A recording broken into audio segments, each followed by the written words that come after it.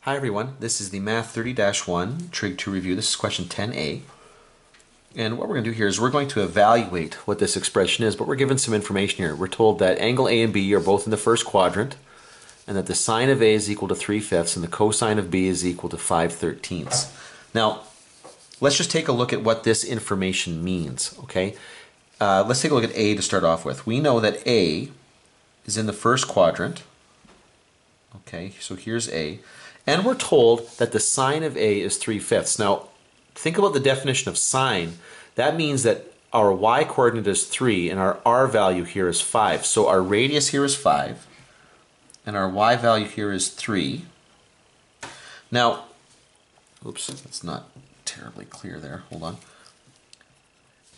By applying the Pythagorean theorem, okay, or if you're really comfortable with Pythagorean triplets, you'll know that this side down here has to be equal to 4, which allows us to make some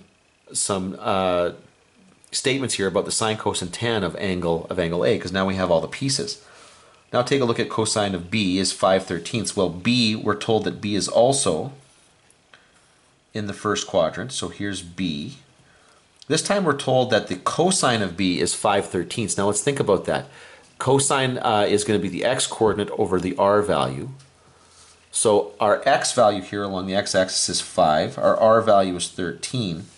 Now, once again, you should be able to either apply the Pythagorean theorem, or if you're familiar with those triplets, you'll know that this side here has to be 12. Okay, because of the 12 or the 5, 12, 13 triangle. Now, this information we're going to use as we answer the rest of these questions. Let's just take a look at the first one here. Cosine of A minus B. Well, according to the identity, this is the cosine of A, cosine of B, plus the sine of A, sine of B. That is the pattern for a cosine difference identity. Okay?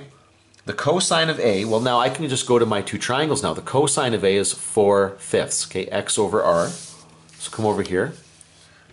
X over, sorry, can't believe I was about to write that. Not x over r, it'll be 4 over 5.